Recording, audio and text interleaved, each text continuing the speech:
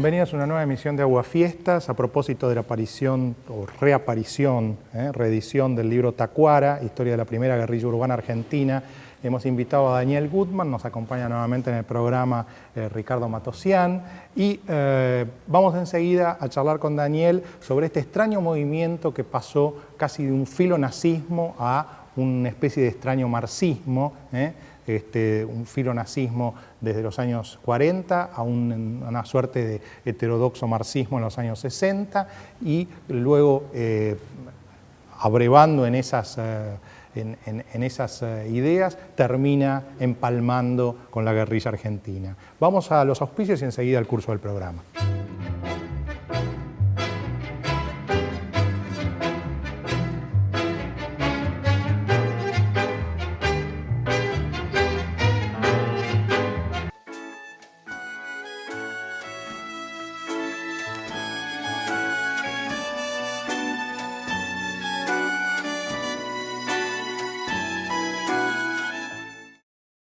Una empresa joven en un mundo que avanza.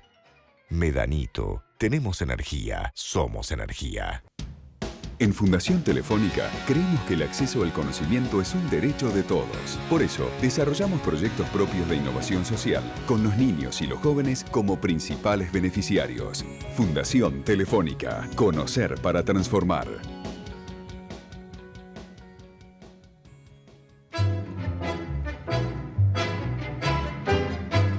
Daniel, como muchas historias argentinas, esto empieza el 17 de octubre del 45 con un personaje bastante extraño, ya desde el nombre, ¿no? Contanos un poco cómo es eso. Sí, con la historia de Darwin Passaponti, que es, bueno, él era un chico muy jovencito, un adolescente, hijo de un inmigrante italiano, que era un moderno en esa época, ¿no? Que le había puesto Darwin a su hijo por Charles Darwin. Y que él, bueno, una historia que la verdad que a mí me sorprendió muchísimo cuando me puse a investigar el tema de Tacuara, fue que hubo una persona muerta el 17 de octubre del 45, que era este chico Darwin Passaponti, que era un chico militante de la UNES, que era en realidad hubo dos, ¿no? Hubo dos en realidad, es verdad, hubo dos. Hubo otro que quedó todavía mucho más tapado que él, que fue otro militante nacionalista que salió en algún diario, me parece, 1 o 2 días después del 17 de octubre del 45, pero después dicen que algún negocio político de la Alianza Libertario Nacionalista por ahí impidió que se reclamara por él, ¿no? Y Darwin Passaponti, te decía, es un chico que militaba en la Unión Nacionalista de Estudiantes Secundarios, que era un movimiento estudiantil que se relacionaba con aquellos movimientos nacionalistas que habían de alguna manera apostado al golpe de Uriburu, al primer golpe militar en Argentina en el año 30, que cuando llega el 17 de octubre del 45 se entusiasman con este coronel nacionalista que había sido puesto preso en Martín García, participan en la movilización en Plaza de Mayo el 17 de octubre y cuando termina van caminando por Avenida de Mayo hacia lo que era el edificio del diario Crítica en Avenida de Mayo y Santiago del Estero. Natalio Botana, bueno, como se sabe, Natalio Botana había muerto unos años antes, pero su diario conservaba esa impronta aliadófila, digamos, y se había denigrado a Perón, y había denigrado a Perón incluso en los días previos al 17 de octubre, por eso le van a tirar piedras y alguien dispara desde la terraza del edificio de Crítica ahí en la Avenida de Mayo, y muere Darwin Passaponti, que era, bueno, él era uno de los que repartía la revista Tacuara, que era la revista de la Unión Nacionalista de Estudiantes Secundarios, que se repartía, había empezado en el colegio Otto Krause, y por eso se convierte en... Este sería el primer mártir de la historia. Este es el primer mártir, un movimiento nacionalista, digamos, que se emparenta, en ese momento yo se quería emparentar con el fascismo italiano, sobre todo con el falangismo español, que tenía esa carga católica que no tenía el fascismo, no tenía el nazismo. Bueno, tenía una vena muy heroica, entonces la verdad es que necesitaban un mártir. Y ese mártir va a ser este chico Darwin Passaponti. Hay en tu libro un nombre que me causó mucha extrañeza de esos primeros años, ¿no? De estos movimientos que luego, 2 décadas después, van a empalmar con el marxismo, extrañamente, de manera totalmente heterodoxa, pero hay un nombre en tu libro que me llamó mucho la atención, porque hará una década más o menos yo escribí un artículo en La Nación sobre Patoruzú, en donde manifestaba que Patoruzú tenía un espíritu chauvinista, en fin, un espíritu excesivamente nacionalista, toda esa cuestión del transgresor. sur. Sí, en contra de los capitales extranjeros, que era la barbarie que venía a estilizar de algún modo la civilización, extrañamente.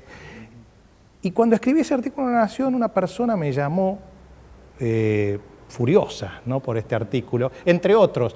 También hubo otros más amables, como el Comodoro Huiraldes, a quien recuerdo que después murió, que también se comunicó conmigo bastante enojado, pero mucho más amable. Pero había uno muy furioso, que era Aníbal D'Angelo Rodríguez, un octogenario, un hombre ya de 80 años, que en el año 2004, 2003, 2004, me llamó furioso por mi artículo en La Nación. Y este personaje, cuando era adolescente, participó, según vos contás en el libro, en alguna de estas primeras experiencias de estos movimientos falangistas, ¿no? Sí, siendo adolescente era uno de los personajes principales de la UNES, de la Unión Nacionalista de Estudiantes Secundarios, y D'Angelo Rodríguez escribía cosas en esa primera revista Tacuara, que era precursora mucho antes de que existiera el movimiento Tacuara, existió la revista Tacuara, ya te digo, antes de que Perón asumiera su primera presidencia, en el que él escribía que no va a haber más narices ganchudas, por ejemplo, en los colegios argentinos cuando ellos tomen el poder, desmesuras de ese estilo, en ese tipo de delirios antisemitas. Hay, Daniel, algunos personajes que después cobraron mucha importancia en la historia argentina, como Rodolfo Walsh o Jorge Massetti, que en esta primera etapa de la UNES, de la Alianza Libertadora, etcétera, tuvieron su participación.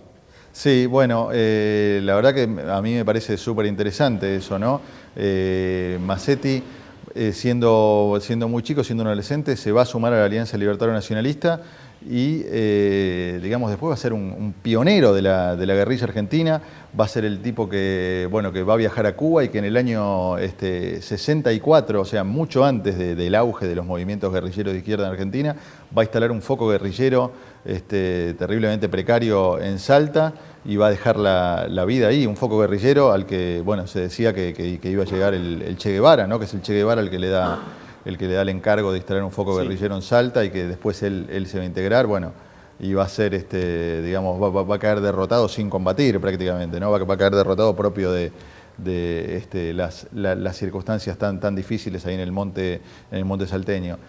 Y Rodolfo Walsh es un tipo que también, incluso yo encontré un texto que él escribe sobre lo que era la Alianza Libertario Nacionalista como expresión de rebeldía, y algunos personajes, bueno, que yo creo que tenían, lo más importante que tenían era este llamado a la acción, ¿no? Que ha identificado, me parece, hasta los movimientos revolucionarios, y ni hablar a los fascismos en todos los países del mundo, ¿no? Ya Mussolini creo que decía, ¿no? que lo más importante era la acción, que lo más importante era que nuestro plan de gobierno era tomar el poder.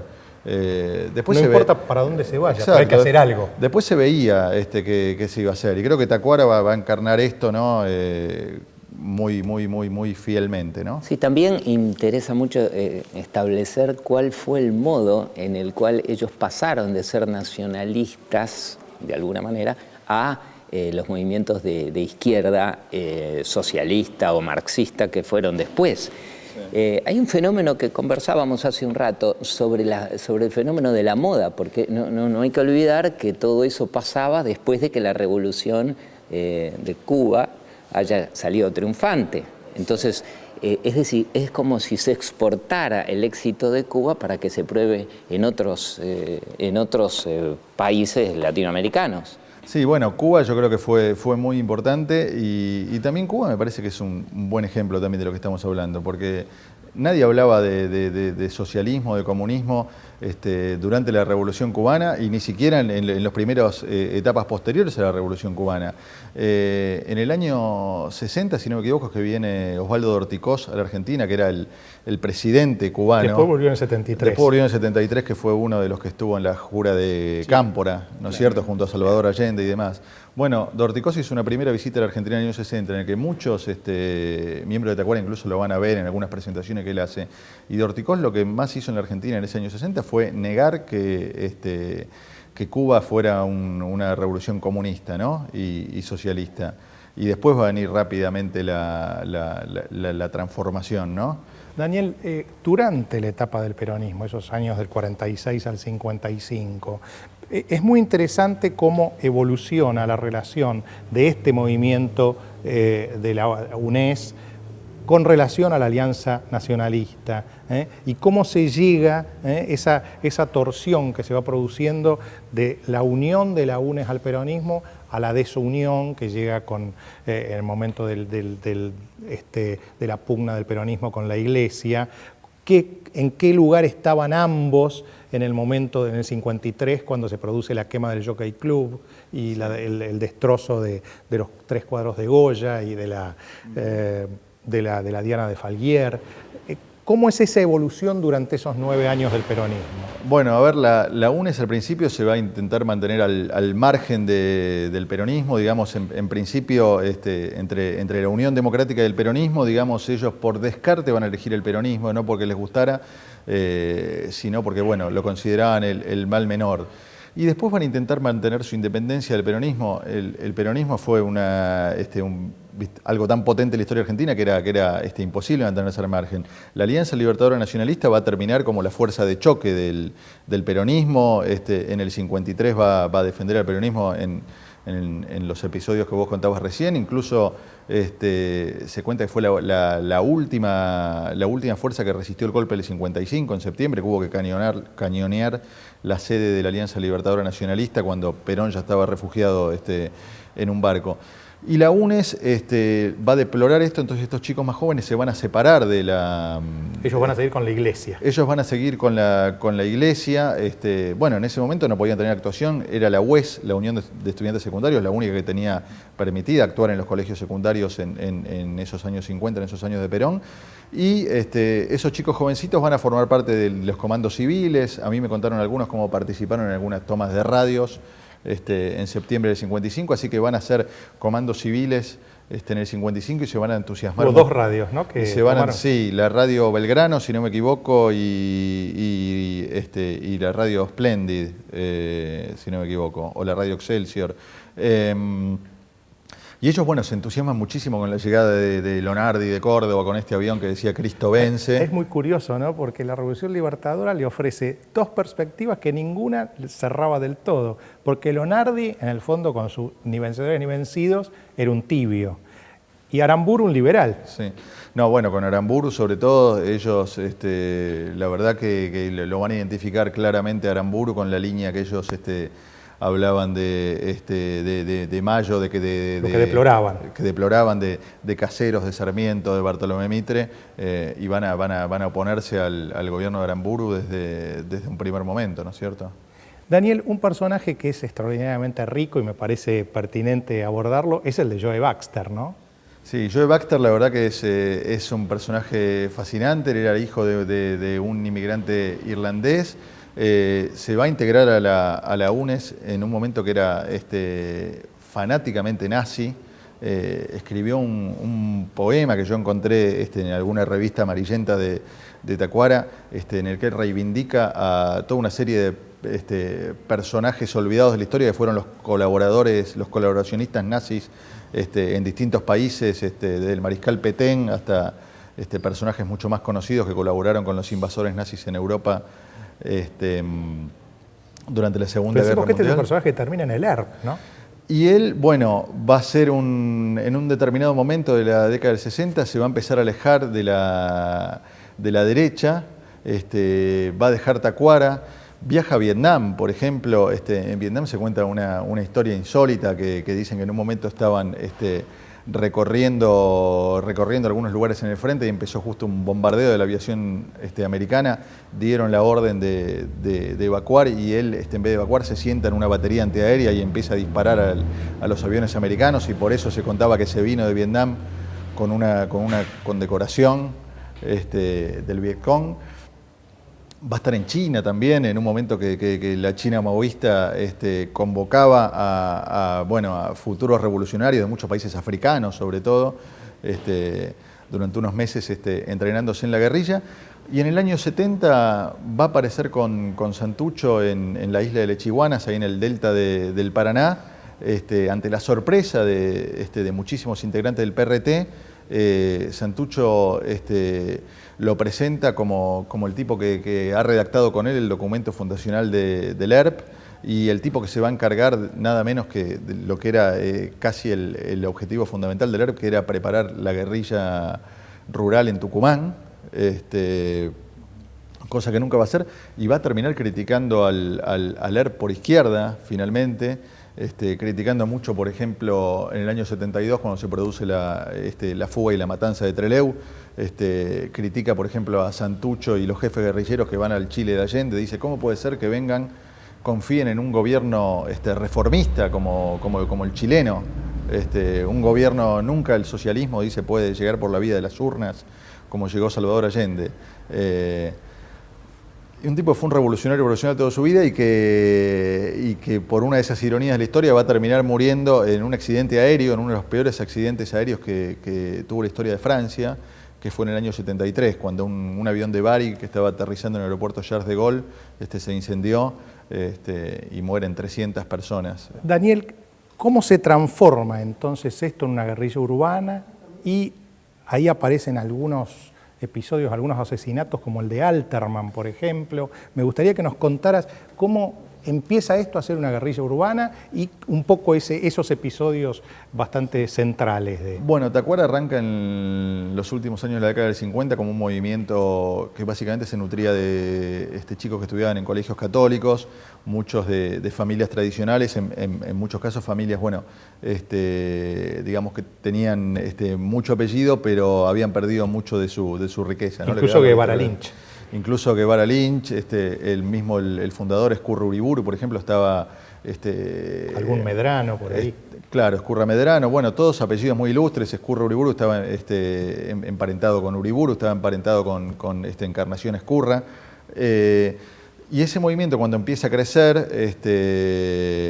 ve la necesidad de crecer, le agarra un poquito esa contradicción de los que empiezan a llegar, ya no eran solo chicos de familias patricias, sino muchos chicos del conurbano, ¿no? A quienes les atraía básicamente este deseo de acción. La verdad que en los años ya 60, 61, 62 sobre todo, Tacuara moviliza mucho. La propia juventud peronista envidiaba a Tacuara por su capacidad de movilización. Es muy interesante cuando contás que se juntaban en el Paulista de Córdoba y Callao porque venían del Salvador, ¿no? Claro, venían del Salvador, de colegios como el San Agustín, ahí en Agüero y Las Heras.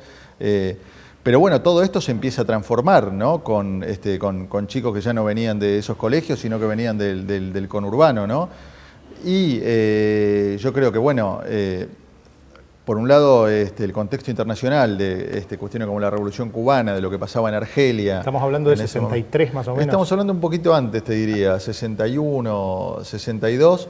Fin de Frondizi. Fin de Frondizi, un gobierno que los había decepcionado mucho, como el de Frondizi, que había empezado con apoyo nacionalista y que rápidamente se decepcionan.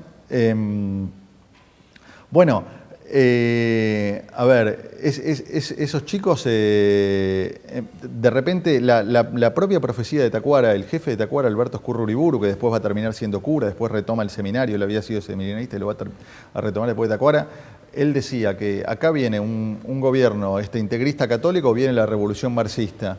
Esos mismos chicos de su propio movimiento se pasan para el lado de la revolución marxista. Y así es que se produce la ruptura de Tacuara en dos grupos que van a terminar haciendo, con muy poca diferencia de tiempo, dos episodios me parece muy conmocionantes en aquellos años, que uno es el que contabas vos, que es el asesinato de Raúl Alterman, que es un episodio completamente olvidado, se produce en febrero del 64. Raúl Alterman era un joven de unos 30 años que había tenido militancia en la izquierda, no había sido un dirigente ni mucho menos, a quien bueno, lo van a buscar a la casa, él vivía en Azcuénaga y Córdoba, van disfrazados de carteros, les dicen que le van a entregar una carta y lo matan. Que bueno, quedaron muchas sospechas de la actuación de servicios de inteligencia en ese episodio, ¿no? Porque de alguna manera ese era un momento donde ya se empezaba a desarrollar la guerrilla, ya Massetti, del que hablábamos hace un rato, estaba en Salta, ¿no es cierto? Entonces se le quieren plantar, por ejemplo, a Alterman vinculaciones con la guerrilla de Salta, que la verdad que no tenía ninguna. Me parece que había una necesidad de ciertos sectores militares, servicios de inteligencia, estamos en el principio del gobierno de Ilia, de alguna manera azuzar con este fantasma del marxismo, ¿no? Que se venía en la Argentina.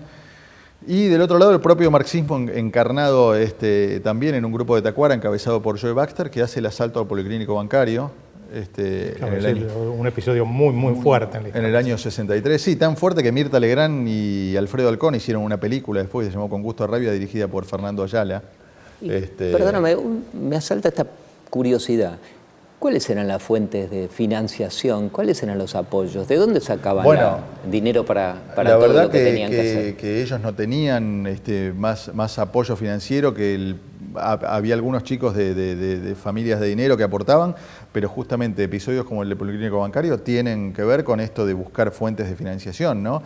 Con esto de buscar armas, esto que después va a ser muy común en los grupos guerrilleros de los 70, esto de, entre comillas, la recuperación de armas, que en vez de comprar armas, bueno, se las robaban se las robaban a fuerzas de seguridad.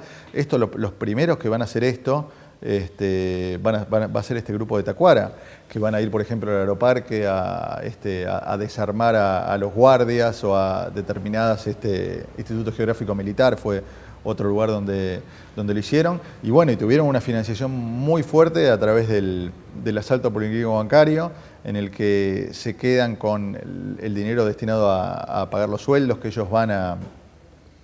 ellos siguen al furgón que llevaba la plata. En ese momento la plata, bueno, lógicamente se llevaban 2 valijas y lo van siguiendo y se quedan, bueno, con lo que era una cifra, si no me equivoco, unos $100.000, que era, bueno, era una fortuna para la época. No quiero decir que ahora no lo sea, ¿no? Era más fortuna en esa época. Para ubicarnos, Daniel, en la época actual, ¿estos personajes serían un equivalente de Zaineldin? A ver, estos personajes son equivalentes, me parece, de todo lo que hubo en la política argentina, ¿no? De hecho, muchos terminaron al lado de Zaineldin. La verdad que, por ejemplo, de esos que asaltaron el policlínico bancario, alguno terminó muerto en la ESMA, terminó desaparecido y asesinado en la ESMA.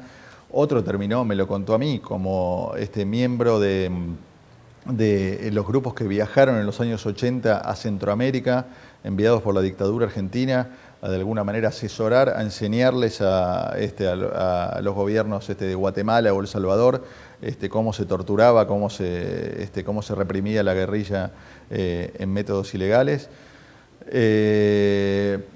Muchos se integraron al movimiento Cara Pintada, otros terminaron en el delito común, la verdad. Hubo alguno que terminó, Mario Duay terminó muerto. Sí, quizás es un poco lo que decía Ricardo, ¿no? La necesidad de acción va para cualquier lado. Y por ahí podemos cerrar con una reflexión final, ¿no?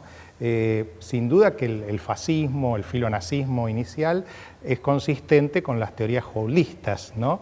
En filosofía política, es decir, la idea de implantar en una sociedad un sistema ideológico único y que eso se mantenga para siempre. El marxismo es todo lo contrario, porque el marxismo, en realidad, el marxismo de Marx, el verdadero Marx, es dialéctico y en ese sentido lo que intenta es administrar el conflicto. Sin embargo, los marxistas, contra los cuales Marx estaría bastante disgustado, son estalinistas y en realidad los marxistas estalinistas, que nada tienen de Marx, en realidad también son holistas en el sentido de que intentan plantear una sociedad estática en donde nada se mueva. Es decir, que esa mudanza, ese traslado del fascismo al comunismo, quizá sea consistente. Es sea coherente, ¿no? como dijo Chávez, un poco al estilo Chávez. Chávez dijo, nunca leí un libro de Marx en mi vida. Sí, la verdad que cuando uno lee un poco la historia de Mussolini, también es esa, ¿no? Un tipo socialista que básicamente lo que exaltaba por sobre todas las cosas era la acción, ¿no? Y mismo el falangismo español que ellos tanto admiraban, va a deplorar un poco después el uso que hace Franco del falangismo, por esto que tenía el falangismo y que ellos querían tener también en Tacuara, también de movimiento revolucionario, movimiento que denostaba lo establecido. Ellos, por ejemplo, van a hacerse muy amigos de un politólogo francés que se llamaba Jacques-Marie de Maillet, que decía que él se jactaba de haber sido colaboracionista nazi, que es el que les enseña a Tacuara esto de la propiedad social, de un Estado corporativo que repartiera la riqueza, que son rconceptos que no tienen nada que ver con la derecha tradicional, ¿no? Y ahí es donde se va a producir la ruptura. Para terminar, la otra vez cuando trajimos a Perdía, acá al programa, Roberto Perdía, alguien me dijo, me quedo tranquilo porque después de escuchar a Perdía me di cuenta de que la guerrilla argentina, la llamada subversión, lo que el proceso llamó subversión, tenía su ontanar, su fuente exclusivamente en la izquierda. Este programa quizá es para que ese televidente que me dijo eso se intranquilice. Sí, no, de ninguna manera tenía la fuente únicamente en la izquierda, la guerrilla argentina. Creo que Tacuara es una muestra muy cabal de eso. Gracias, Daniel. No, gracias a ustedes. Hasta el próximo domingo.